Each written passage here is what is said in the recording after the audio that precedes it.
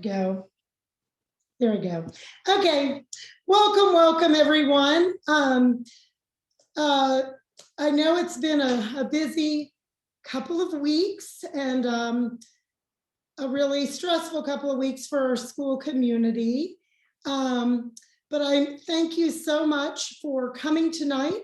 And I want to welcome someone who I just can't tell you how immediately connected I felt to her when I called her in the wake of our tragic loss in our community. This is Jen McCormack from Cedar Tree Counseling. She also has worked for many years with the Healing Center. In fact, she has been doing counseling and grief counseling and loss advising for families and individuals for almost 20 years. And I promise you, within a few minutes, you're going to do what I did, which is want to invite her to come live with you and soothe your entire family full time. But she's come here tonight to kind of talk to us about coping with traumatic loss. And as parents of teens, especially during this pandemic, I think we've all felt a grief process this year that has now been kind of punctuated by this event with our dear sophomore, Ezra Mancini. So Jen, welcome, and thank you so much for coming. And I'm gonna mute myself. Let me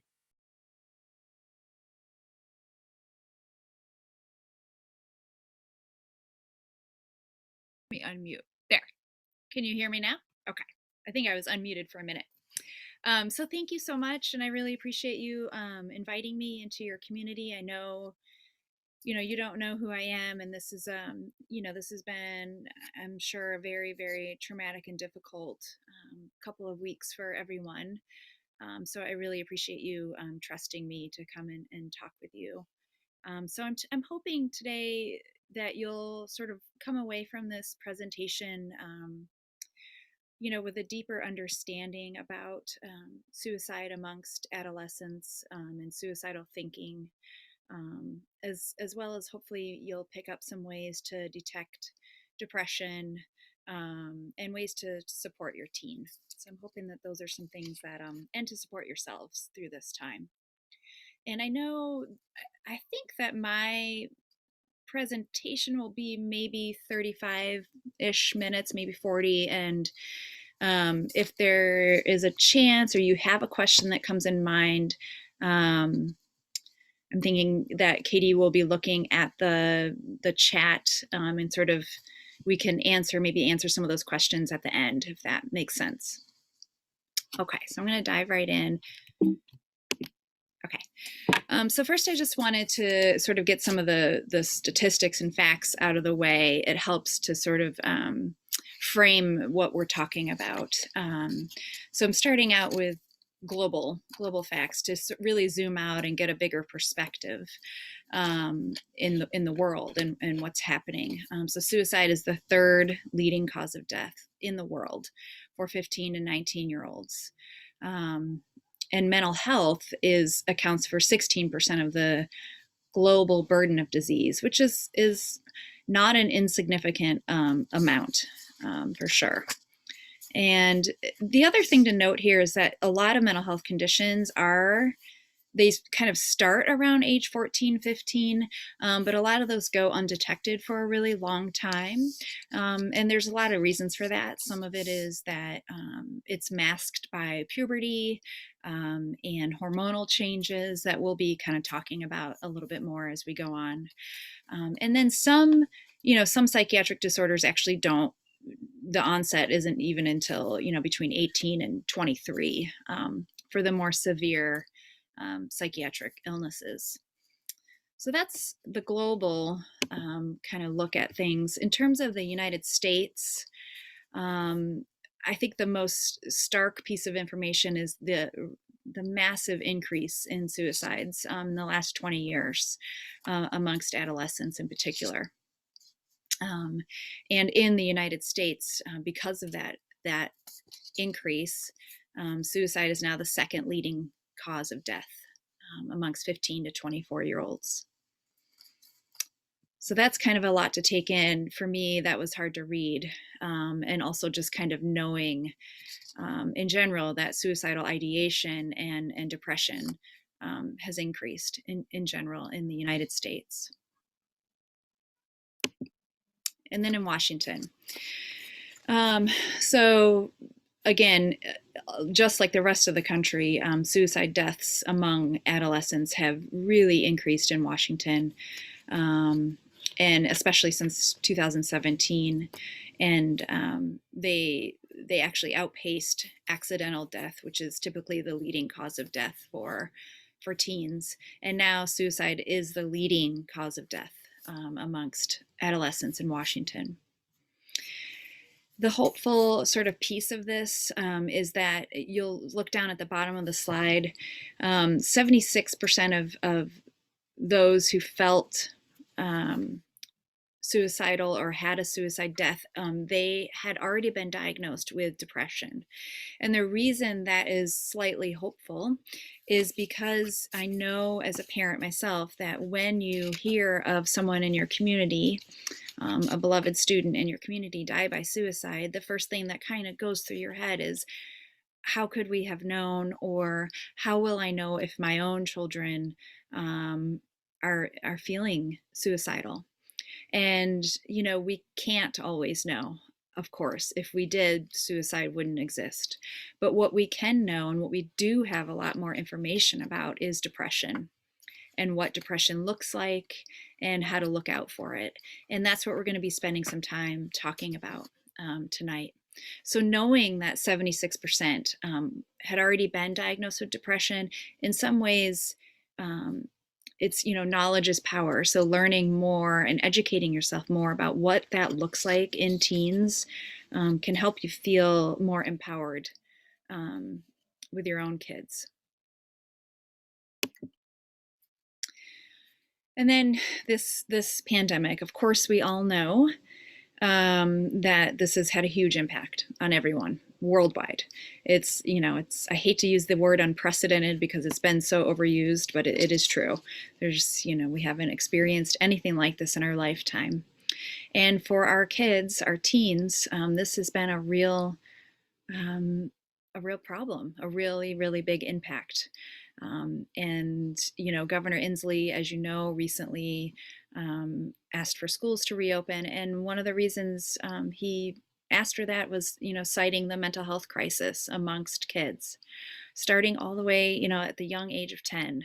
The percentage of visits to emergency departments because of suicidal thinking in King County alone has increased 1.6% in the last 2 years, which is very significant.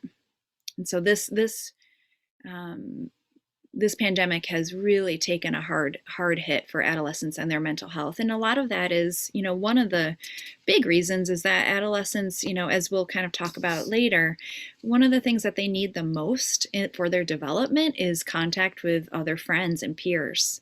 And in the absence of that, the beginnings of depression can easily sort of go into full-blown depression and then maybe suicidal thinking.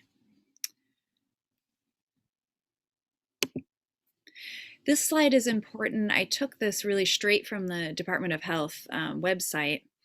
And I wanted to include this because a lot of the conversations that many of us are having are around equity, and for the BIPOC community in particular. And this slide really shows that we have a kind of a big gap here in Washington and in the US around mental health services and access to mental health care for the BIPOC community. And here in Washington in particular, that stands true for American Indian and Alaskan Natives. So you can see the other part of this slide that's kind of stunning to me is you can see how Washington just has higher rates across the board than the United States as a whole. So it's something that we need to work on. It's something that we need to keep having conversations about and thinking about. I think there's someone in the waiting room. I'm just going to admit them. I can do that. So we talked a little bit about, there's suicidal thinking and there's depression. And we know now that, many people, teens who have had suicidal thoughts had been already diagnosed with depression. And so what is depression? I think, we talk a lot about it. It's a lot more common of a topic now in our culture. But what does it really mean? And so, the actual symptoms of depression include things like irritable mood. So for adults, it shows up as a depressed mood, but for teens and kids, that depression can also present as irritability or anger, increased anger. Sometimes it doesn't show up as depression. And something called anhedonia, which is a loss of pleasure in activities that your kid might have usually used to love. They no longer enjoy, sports or hanging out with their friends or family or things that they used to enjoy. Maybe you notice that they're not enjoying those things anymore. Also, weight and appetite change.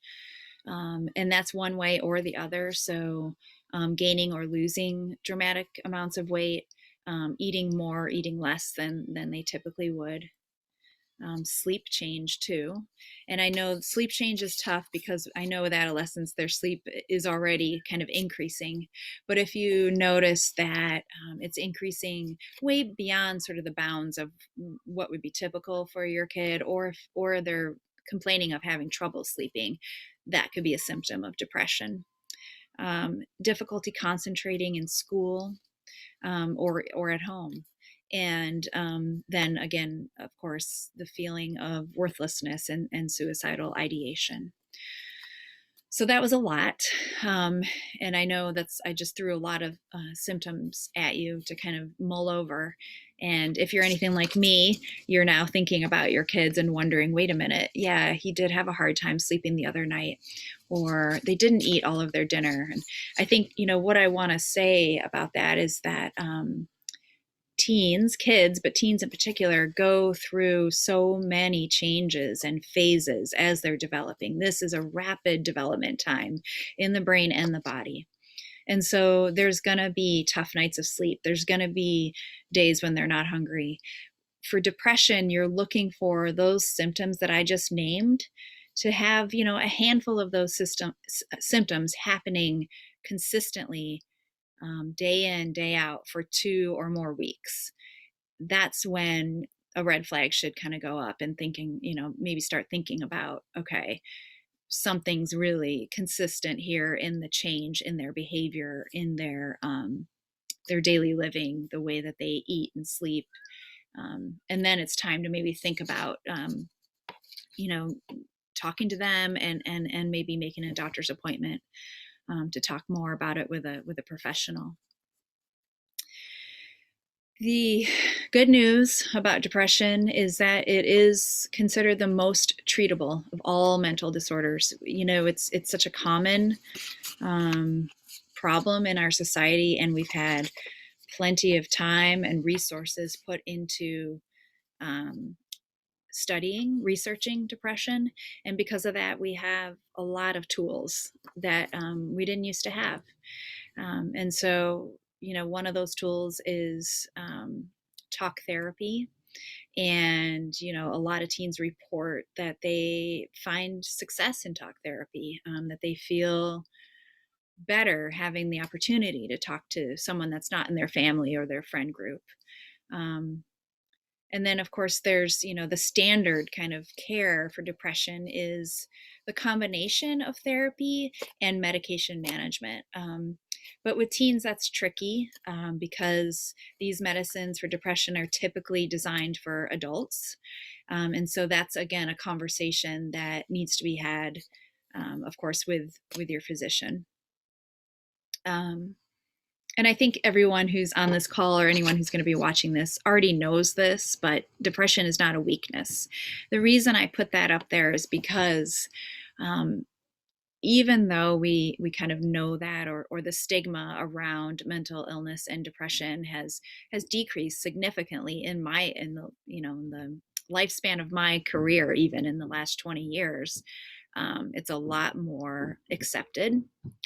Um, but we still have some lingering kind of ideas and myths that we carry around about suicide and about depression.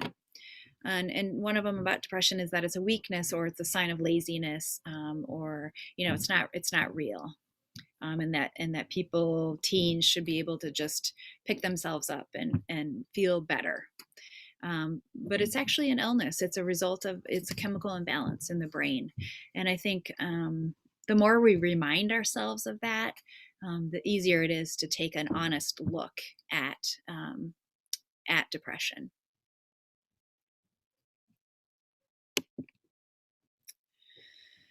So, understanding suicide risk. So, we talked about depression and what that looks like. And, one of the symptoms of depression is suicidal thinking. It's really important for me to stress right now that people who are depressed don't necessarily have the symptom of suicidal thinking. So that doesn't mean, if you get diagnosed with depression, if your adolescent is diagnosed with depression, that doesn't mean that suicidal thinking is inevitable. It is one of the symptoms, but it doesn't have to be a symptom that shows up. So that's a really, really important thing to kind of keep in mind, because it can be really nerve-wracking to realize that your kiddo has depression. And then what does that mean? Does that mean they're going to die by suicide? And that is not always the case. And in fact, it's not the case most of the time. And the other thing that we often think about with suicide, one of the myths, is that one particular incident can cause a person to take their own life. So you'll hear this kind of promoted in media and news that, the stock market fell, they lost all their money, they killed themselves. That's some more kind of, for adults. But with teens, it's often like there was a bad breakup, they were being bullied. It's always this like one thing. But the truth of the matter is that suicide and the act of suicide is extremely complicated. And every person has a different set of symptoms and circumstances that that causes them to end their own life. And it's never one particular event. It may be that one stressful life event exasperates the rest of what's going on for them, but it's not the thing. It's, without those other things that are happening, those other symptoms of depression, those other life circumstances, they're not going to have suicidal thinking or take their own lives. And the single best way to prevent suicide is through early detection of depression, which is why, knowledge is power. So learning about depression and what it looks like, and also learning about other mental disorders, bipolar, schizophrenia, addiction, all of those things. Knowing what those things are and what they look like, that is the best way to prevent suicide.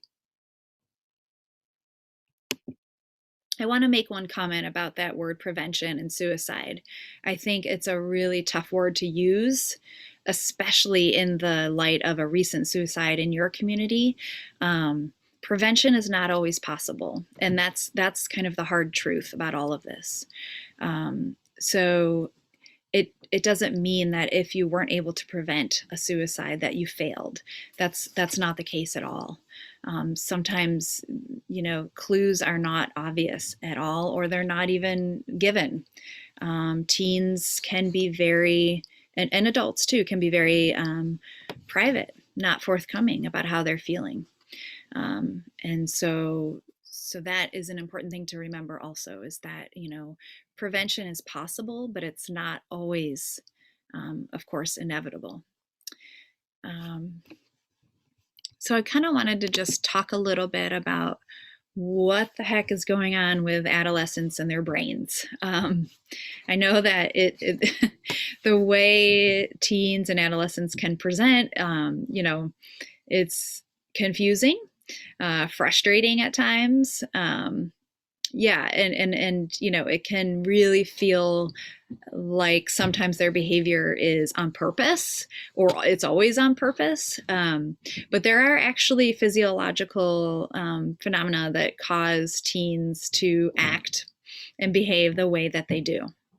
And I think it's kind of interesting, so I'm just going to briefly go over it. But the main point being is the reasons teens do the things they do is because of what's happening in their brains and the way their brains are developing during adolescence. So the limbic area, which is where kind of emotions are born, has a way bigger influence over a teenager's brain than the higher level reasoning part of the brain. So, meaning emotions are taking precedence over reasoning. So teens are more emotional, and then there's the idea about why do teens take risks, or why do they want to take risks. And this is interesting. So this feel good chemical dopamine is actually lower. There's lower storage units of dopamine in a teen's brain, but when dopamine is released, the amount is higher than in a kid or an adult. And dopamine is triggered by new experiences. So basically, you want to get that dopamine hit, and so you try something new, and it happens. And for teens, it happens in a bigger, stronger way. And so that motivates them to continue to take risks. And, unfortunately, when it comes to risk, the teen brain tends to focus on the positive and the thrilling part of it, and not really think about the life-threatening part of it. And so that impulsivity that teens have is really dangerous. It's a dangerous combination with the impulsivity and the dopamine response and the emotionality that teens have. All of those things combined with depression or suicidal thinking, it's a tough combination, and it puts teens at a real high risk.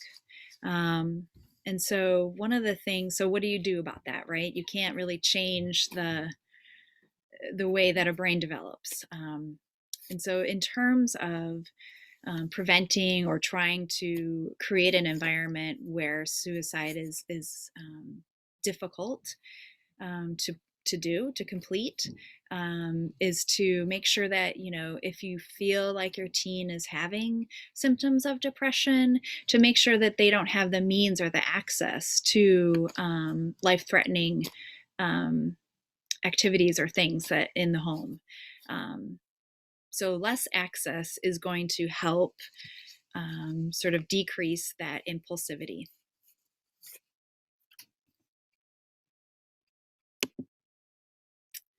So what do we do about all this brain stuff? How do we nurture our teens? So far, just to kind of review, we've looked at the stats on how much suicide is really happening in our country, in the world, and in Washington. We've kind of looked at depression and what depression looks like, how to detect what it is, and kind of what's happening in the brain. So now, sort of thinking about all of those things, what can we do as parents to nurture our kids through this crazy time that they're going through? Physical changes, mental changes, big life decisions about classes and college and their futures. So one of the things that I like to talk to parents about is the concept of attachment. So it's really the central kind of player in creating positive self-regard or high self-esteem for teens. It's the key. Good attachment, positive attachment, creates positive self-esteem in a teen so that they're kind of less likely to develop, depression or have suicidal thinking if they do have depression. Um, and so with attachment, as kids move from being kids into adolescence, you've probably already noticed that they kind of pivot away from the adults in their lives, their parents, their adult relatives or caregivers, and they kind of turn to peer attachment. So they're hanging out with their friends more. And there's evolutionary reasons for this, biological reasons. Teens are trying to experiment with, what is it going to be like when I'm alone, when I don't have my parents in the house with me. So part of that experimentation is hanging out with friends, being alone with friends. And that can be really, really hard and trying for parents, especially when we're afraid about depression or suicidal thinking. But the key there is to kind of try to honor that developmental need that teens have to hang out with their friends, and to provide a continuing environment where their attachment to you is still positive.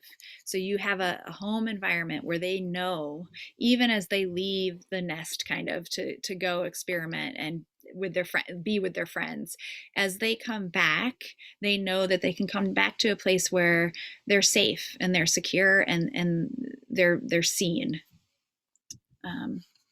The other comment I want to make about attachment is this might be something that you can look up, on your own, but there's a study that was done some years ago called the Adverse Childhood Experience Study. It's called ACEs.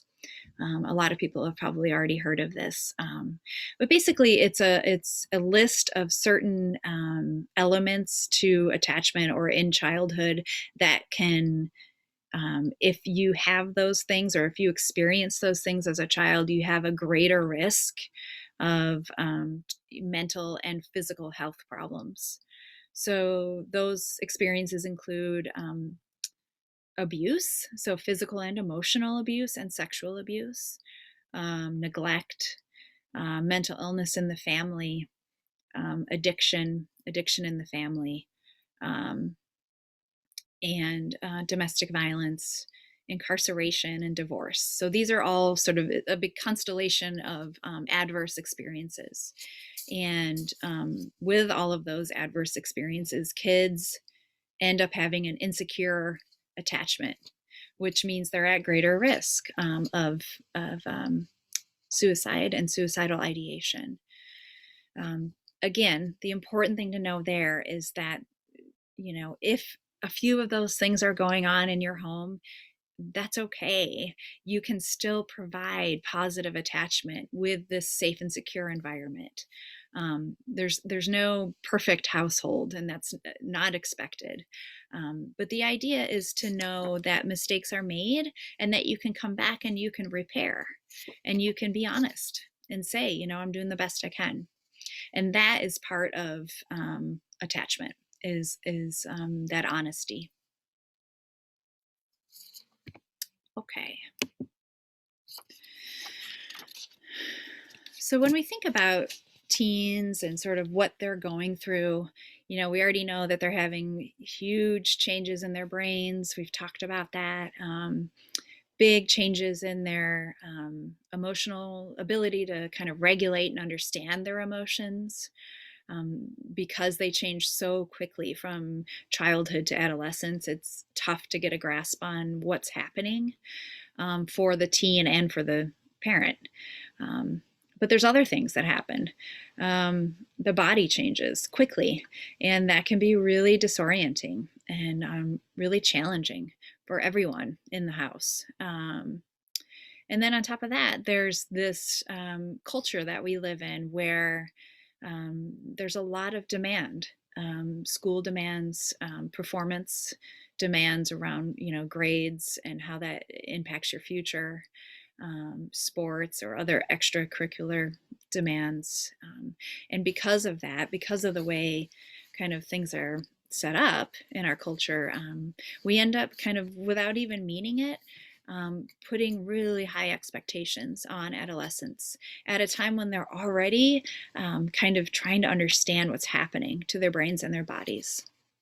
So it's a tough combination to have those big high demands and expectations combined with those internal changes that are happening.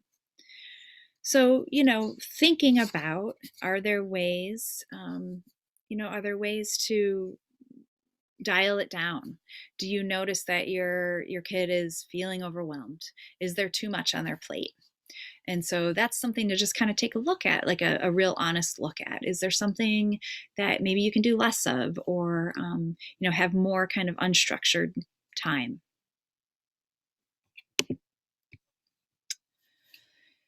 So some teens, of course, thrive on having all of these things to do, having these extracurriculars, the pressure of school. Sometimes, some people, some brains are set up to really thrive on that, and that's great. It's not everyone feels overwhelmed by those things.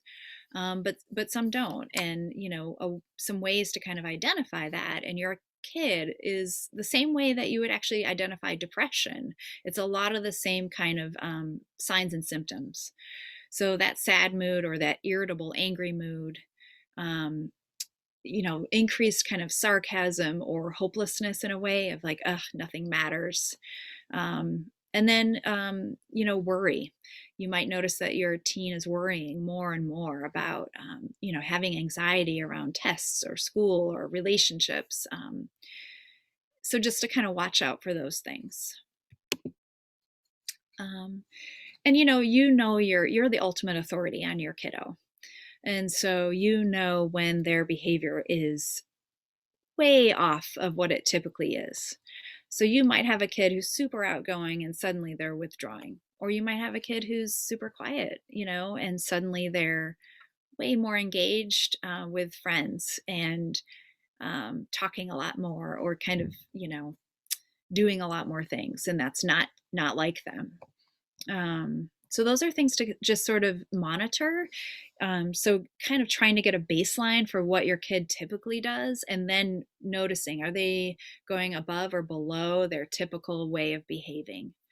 Um, and the other thing, of course, like, this is complicated because with adolescents, they do change the way they look, they change the way they behave, they change their interests, their communication style. All of those things do change when you're going through adolescence.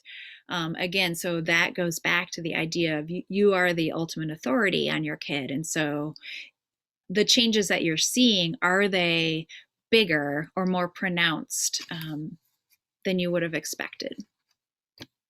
Because then it might not be just adolescence, it could be stress or depression. So when thinking about stress and depression, obviously one of the things that we worry about as parents is, will that stress and depression get to the point where my teen starts thinking about suicide? And so we've kind of already talked about looking at what stress looks like and what depression looks like. So so these are, now we're kind of getting into talking about, what does it look like? What might it look like when my teen is having suicidal thinking? Again, we don't know for sure. Not every teen is going to do this. And that's kind of like what I was saying with prevention. It's important to know how to detect these things, and you may not be able to always. So just kind of reminding yourself that you're doing the best you can, and paying attention. So, so talking about death, blatantly saying that they want to die, or in the case of, recent events in your community, there may be people or kids that are expressing that they want to be with your sophomore that died. And, so sometimes that's grief, and sometimes that's this helplessness, this hopelessness that could be suicidal thinking.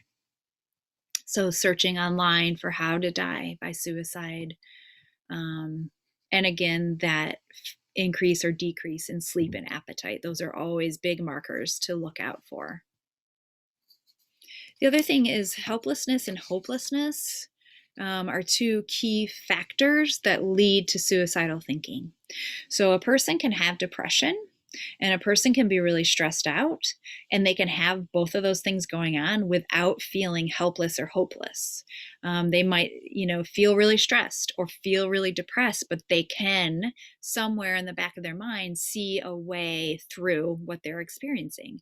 They have the ability to look forward to something in the future. They know on some level that things will get better. But if your teen is saying things aren't going to get better, I don't have hope for that, I don't feel like I can be helped, those are big red flags. Hopelessness and helplessness are key sort of factors to potentially having suicidal thoughts.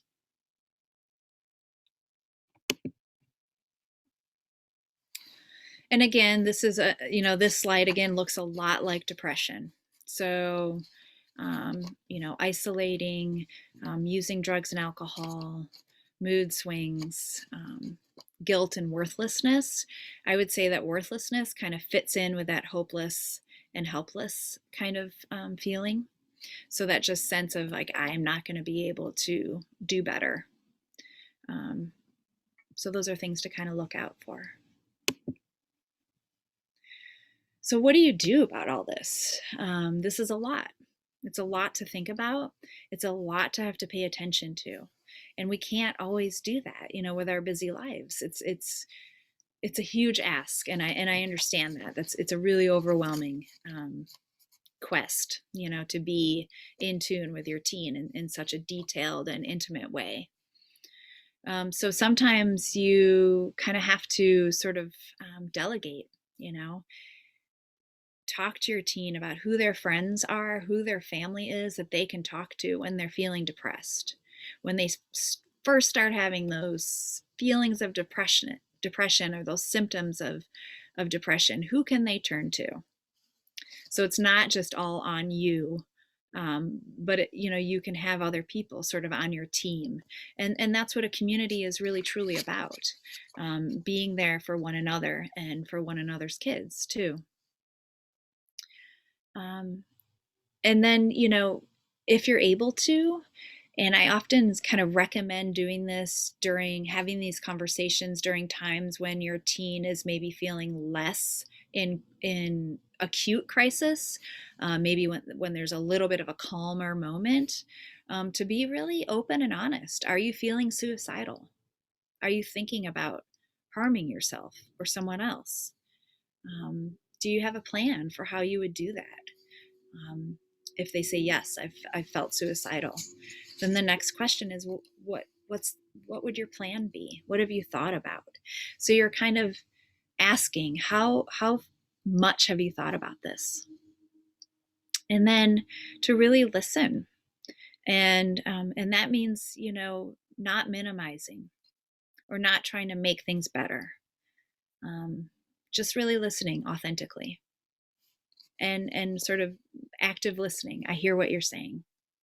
I hear what you're telling me. I'm so sorry that you've been feeling this way. Thank you for telling me. Those kinds of things. So taking it really, really seriously.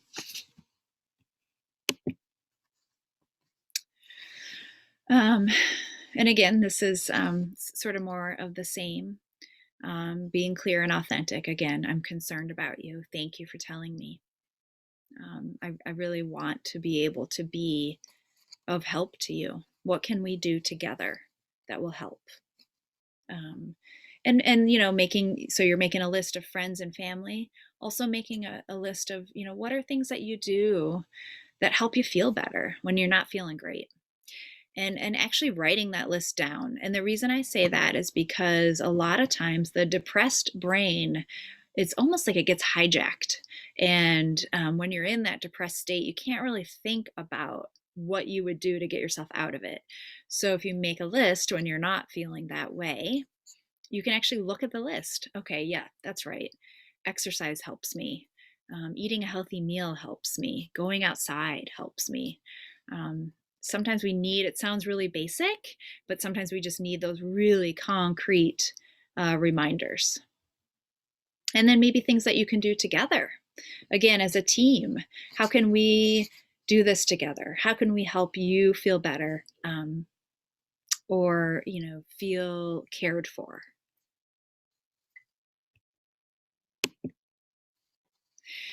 And then the other thing is thinking about your own coping skills. I know that this past year, more than a year now, has been unbelievably stressful.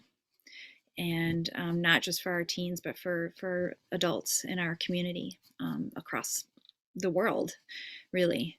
And so, what are you doing to take care of yourself, your kids, and even your teens? Even though it doesn't seem like it, they are constantly looking to you as a role model, and that's again that attachment.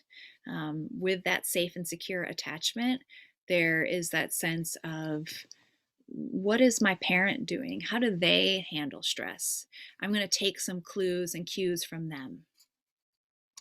And sometimes they don't want to know what you do, and they don't even want to talk to you.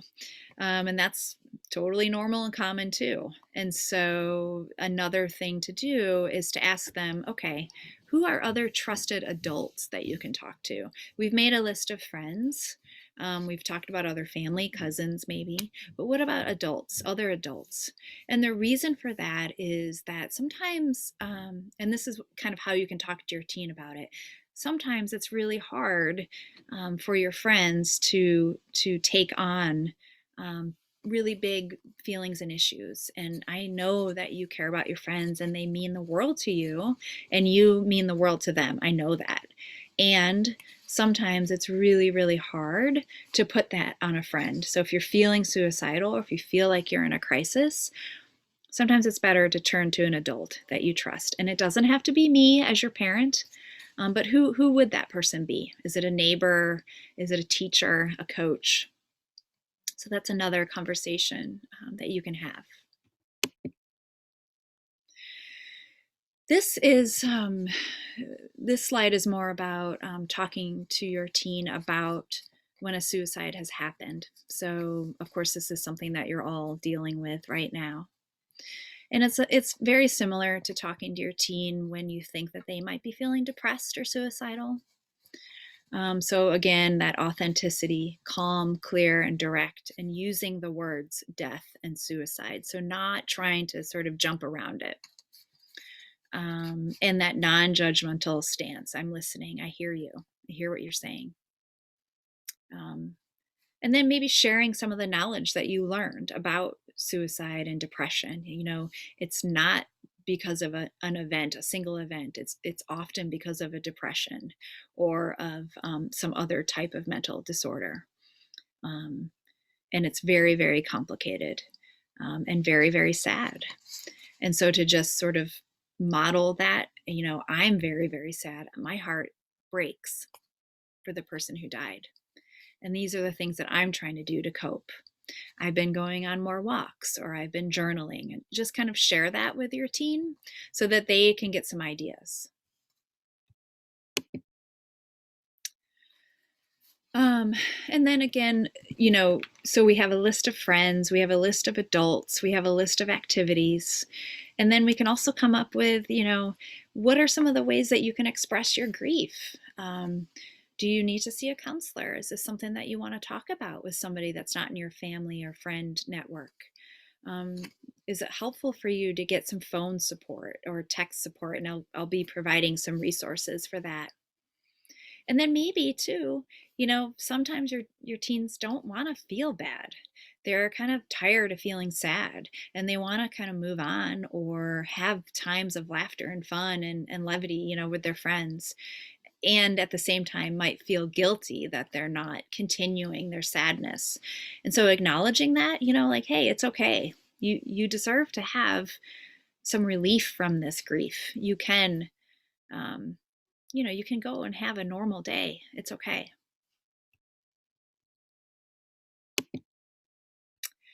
And I'm going to just go over this really briefly because I'm realizing that I'm talking longer than I thought I was going to. So one of the things that comes up a lot that's can be scary for parents is the idea of suicide contagion, meaning when one member of the community, adolescent member, dies by suicide, that this kind of spreads, this idea of dying by suicide spreads to others. And so it's very rare. It's a myth that is big because it has happened, of course, but it's very rare. It's not something that you're typically going to see, especially in a community that is being as sort of proactive and compassionate as your community. Those are big factors in mitigating any kind of contagion. But things to watch out for is, how close was your kid to the person who died, or how, what kind of relationship did they have with them, positive or negative, and how is that person being remembered?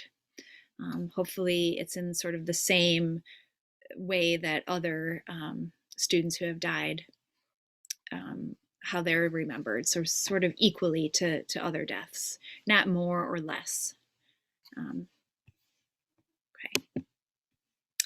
So these are a bunch of resources, and I'm thinking, since this is being recorded, maybe these resources can also be, maybe we can just pass out this particular slide or the whole PowerPoint. That's fine.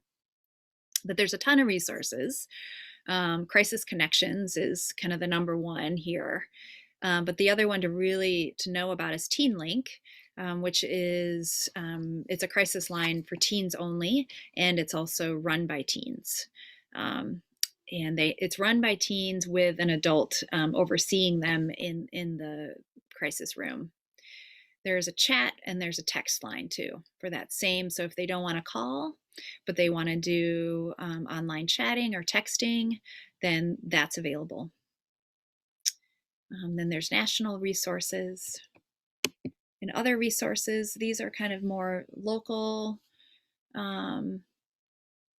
source of strength. It's it's a prevention program for youth. It's worth looking into. And of course, there's information on all of these websites.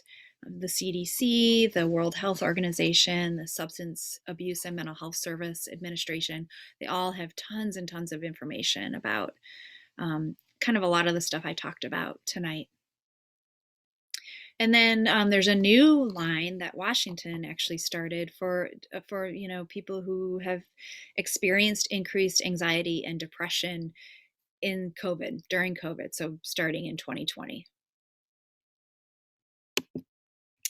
And the last little bit I'm going to just talk about is self-compassion. So we talked a little bit about making sure that you're taking care of yourselves, that your teens are looking to you as a role model, and that is part of upholding that positive attachment, is showing your teens that that you know how to take care of yourself too. And so self-compassion is really an important quality to kind of study and consider, especially in moments of crisis. And so what that means is, who are you in your community? And how do you treat yourself? So it's the lack of self-judgment. It's treating yourself as a friend and as a loved one, holding yourself to the same standards of non-judgment and love and compassion that you hold to other people in your community. So how can we be extra compassionate with ourselves? How do we stay connected? Again, I started out this talk explaining the impact that COVID has had on teens and all of us in terms of increased depression and suicidal thinking. And a lot of that is because we haven't been as connected. So how can we stay connected? What can we do to feel more connected to one another? And what are our values, around, how we do things in our family, how we listen to each other, and how we care for one another? And I'm just going to read you this quote, and then that's kind of all I have in terms of the the presentation. Actually, I'll let you read it. Thank you. Thank you. We'll give everyone a moment to read that. That is such a lovely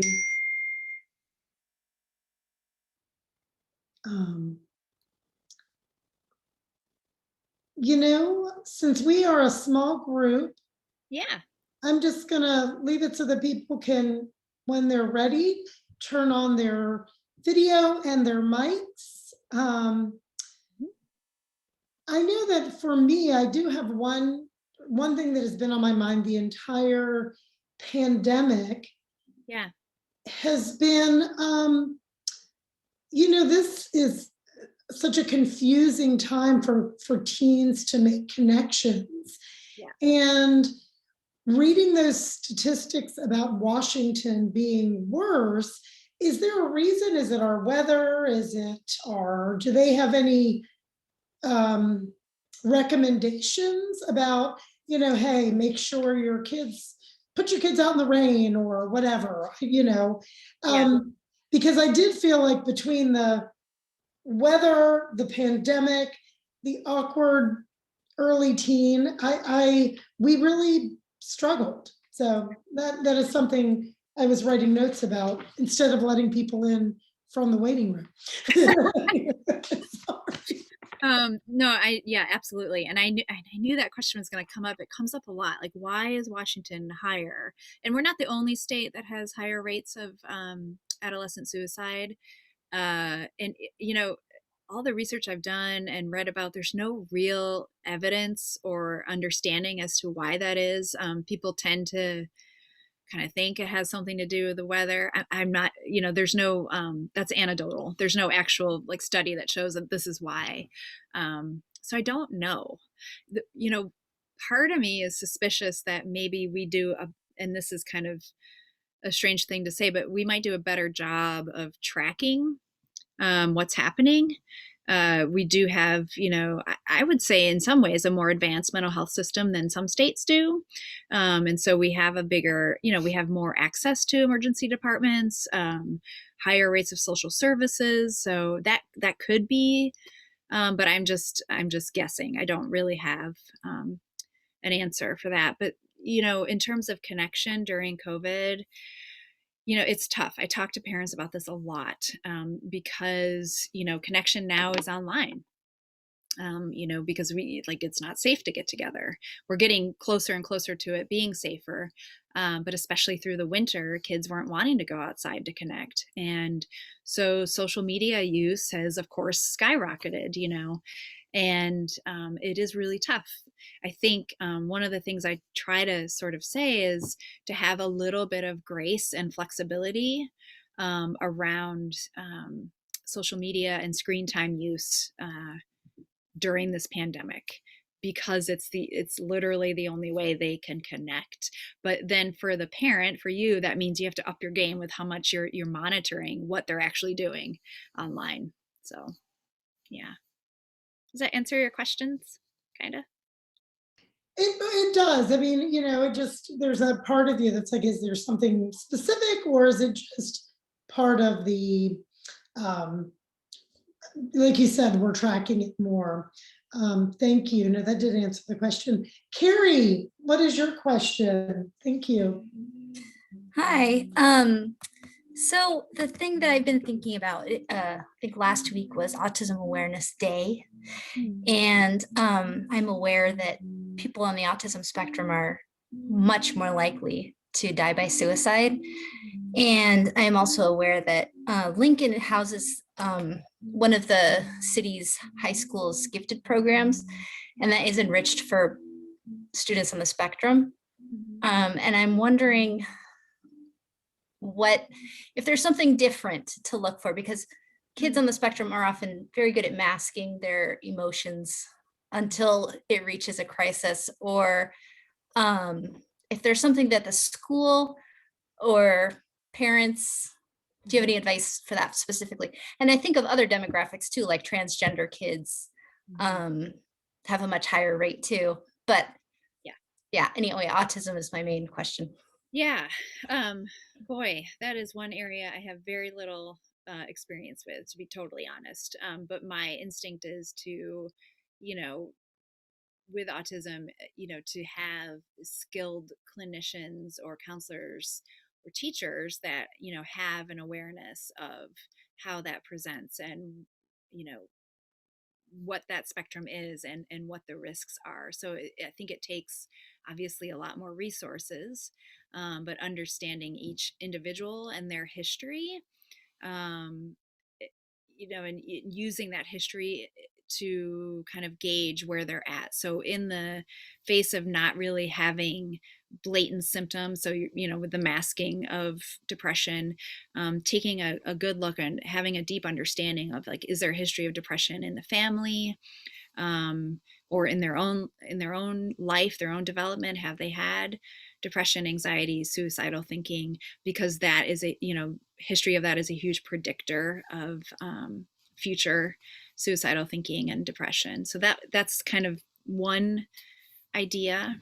Transgender, the stats around the transgender and that community is extremely shocking and difficult. And my piece, what I would say about that is to find support and counselors that are in that same position, and have that orientation, because teens need to feel related to in that particular way. That's really important.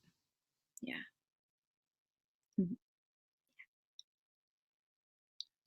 Thank you. Great question. Is there anyone else that has a question or a concern or just something that's been on your mind since this happened? I think as parents, I know I've really been reflecting on my three very different children in all of this, and how would I know what to look for relative. And there's Marisa. Hello, having a snack. Sorry, I'm No, finally no, having dinner. I understand, we've got to. Thank you so much, Jen, for your presentation. I had a question. I have more than one, but I think I have to pick them. An important question for me is, what would be an appropriate way for our school community to remember, and I don't know how to put it, but somehow wish peace to the teenager Mhm. who departed? Because even though I don't really know what discussions took place with specialists, but I know that they did take place.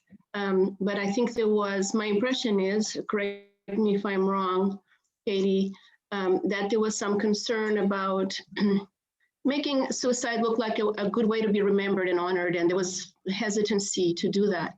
And that seems quite legitimate, but I also heard you say that the person should be remembered in the same way as if they had died of an illness or a car accident. So what would you say about this? Yeah, that's a great question.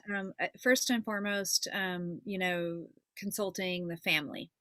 So they have to be obviously the leaders in how they want to honor their person. And so that's kind of you can't really even answer the question until that's happened.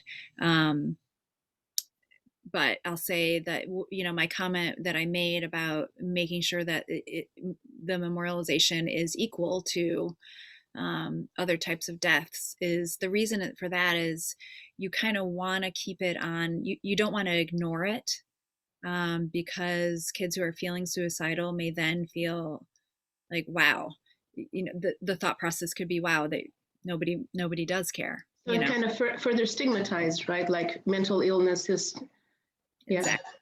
And to sort of exalt it to a higher level or a bigger kind of memorial than a cancer death or a car accident or whatever else, is kind of also saying, it's that contagion piece that people worry about, that, we're making this glamorous.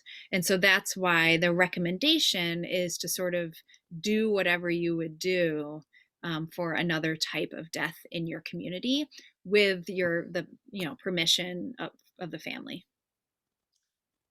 And Jen, were you the one I spoke to? I can't remember if it was you or the district crisis coordinator. So if you can correct me on this. There are also some community awareness events around inclusion, mental health, suicide, and those are good opportunities to remember our friend and also raise awareness of mental health issues in the community. Were you the one that told me there's a program? I wasn't, but I'm aware. I know what you're talking about. Okay. I'm guessing you might, you talked to somebody at King County Public Health, probably. Well, there's actually a crisis coordinator that's working with the school. I think she was the one that mentioned it, but it was the same. It was like, then I spoke to you. So my poor brain only has so much space. But anyway, that is something that the school is talking about doing kind of maybe in the fall or late, part of it was at the time all this happened, we didn't even know we were going back to school. But there are some really lovely programs that incorporate these different threads. But again, it needs to start with the family being okay. And also, bringing our community together when it's considered safe to do so. Yeah. So that's a great question, Marisa. And it is something that the district crisis coordinator is already talking to the school about. So yeah, I can't remember the exact name of it. It was almost like a remembrance or an awareness march or something. Yes. Crisis Connections, which is one of the resources I put up, they're the ones who have the teen link and the crisis chat and text line. They partner with American Foundation for Suicide Prevention every year, and they sponsor an awareness walk, suicide awareness. So that's probably what the coordinator was talking about. And it's a beautiful event. And I would look at it in the same way that you might rally around a student who died of cancer. So there's always cancer awareness and fundraising for cancer research. I would put it in that same category. So this warrants awareness around depression and mental health and fundraising around research for that as well. Yeah. Thank you. That is a great question. And thank you, Jen, for explaining that. Thank you, Jen. Are there any other questions? Let me check the chat. Thank you, Melissa, for sharing the link to the ACEs study. Oh, yeah. And I did have another question if nobody else does. So non-family adults that are in touch with our kids are really the teachers. That includes counselors. And what is the protocol for looking out for someone who is depressed? Because oftentimes kids are depressed because their family life is unstable and not reliable, and therefore the other people they are in contact with are at school. So does the school have a protocol, or is there any screening going on? I don't know what your school is doing in particular, but I know as a mental health professional myself, I am sort of, with my license, I'm a mandated reporter.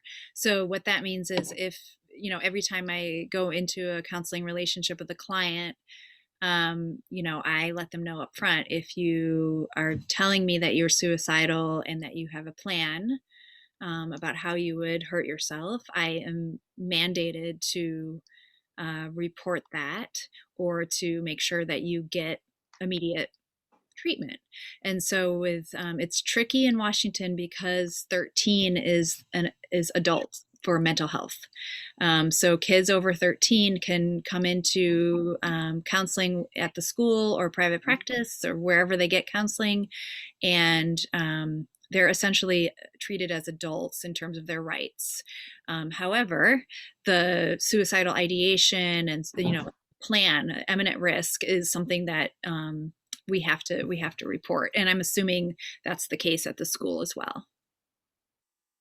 Do you know anything more, Katie? Because I don't know if I asked Jen a question that was more I don't know specifics, but I do know that, our one big complaint this year is, where are our counselors? And the one thing I do know is that they have been tracking students and families at risk or with known mental health. I mean, the good news, bad news. Good news is that, or bad news is, unfortunately, we have children in family situations or with mental health issues. Good news is, by the time they get to high school, many of them are already somewhat tracked, meaning that they've worked with someone in middle school, or they've already talked to a counselor. So that is one of the things that is keeping our counselors pretty busy, and teachers. They've really prioritized students. When students reach out to them, not just, sometimes it doesn't even start with mental health. It starts with frustration over grades or concentration. So our teachers are also doing a lot of mentoring and then referring to our counselors if they feel like students need more support.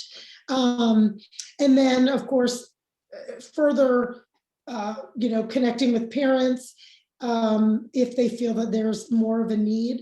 And there is an alarming number. Jen can let me know if this is still inaccurate. Apparently, even our inpatient children's hospital psych program is at capacity right now. And we have a significant children's hospital here, which is a little disconcerting. But I think it speaks to the incredible emotional strain on children during the pandemic. Yeah, no, that is true. And like you saw that one statistic I put up about the increase in emergency department visits for adolescents experiencing suicidal thoughts. And yes, the children's is at capacity and has been for some time. They fortunately have a lot of referral sources and programs that they can refer kids that aren't able to get into inpatient, or maybe don't quite hit the mark for inpatient but need help. They have programs that, there might be a short waiting list, but not, something to connect with. But yeah, there's a huge capacity issue and shortage of resources, unfortunately. Thank you so much. Thank you. That is a good question. I will say, having spoken to the crisis counselor, for as overwhelmed as Seattle Public Schools seems to be throughout this whole pandemic, I was really impressed with the complete nature of their response to this event. They had 5 district grief counselors for staff and students. They had an approach that started with students, staff, and then kind of rippled out into the community. I was really, really pleased with even though we may not have been able to see all of it, we didn't really have a bird's eye view. They really did an amazing job supporting our staff and students. And you may have been hearing that from your children as well. But I was really pleased with their approach. So I'm glad to hear that. Yeah. It was lovely. Yeah. Did anyone want to put a question in the chat? If you're listening to my voice and going, oh, do I sound as bad as she does? You can also type it if you'd like.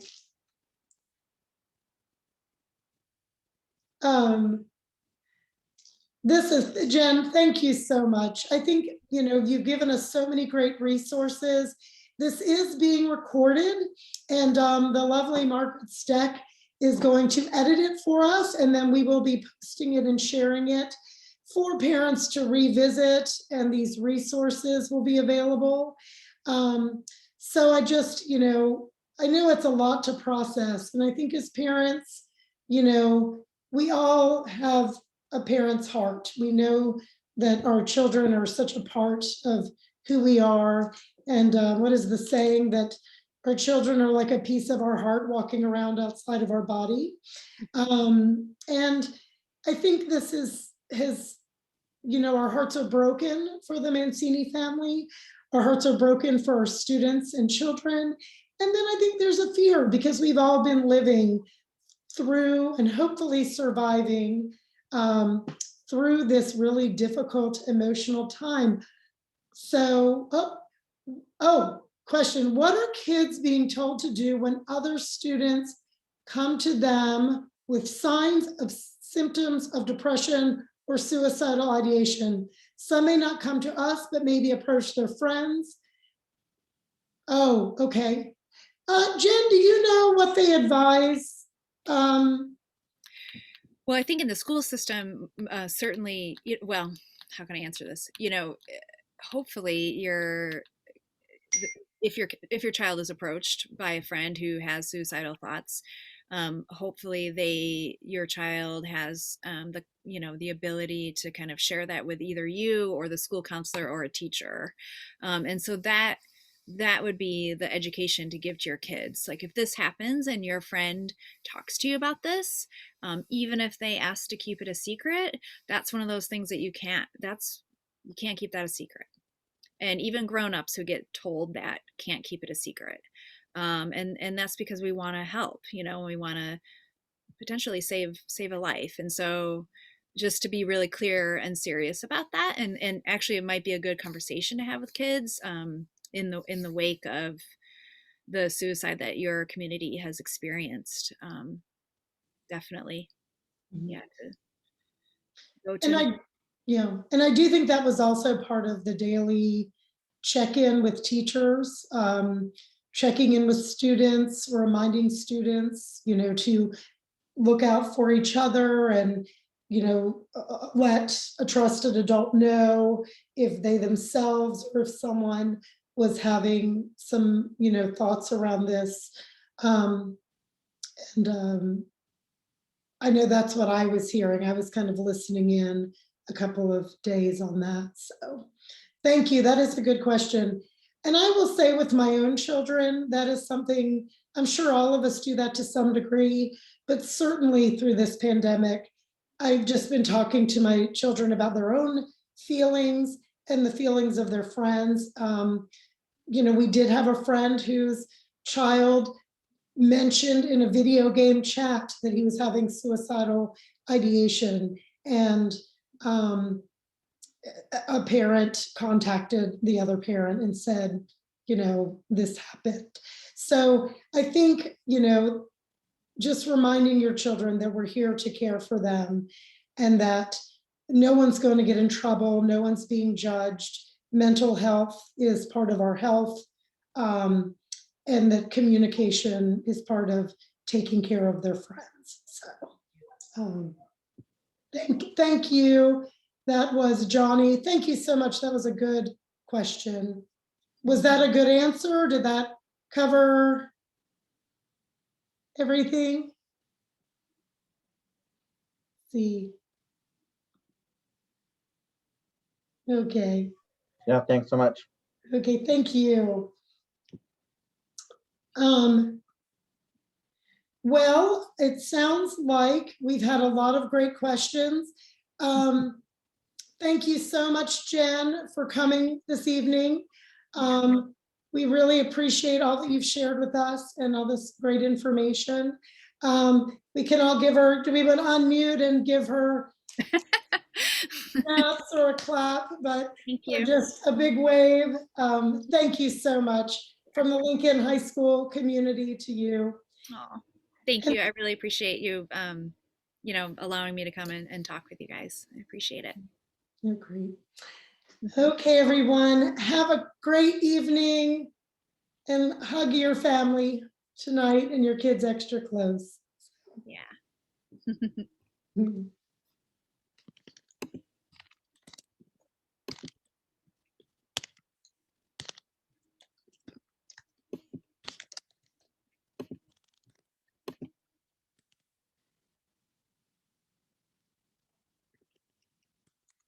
Okay.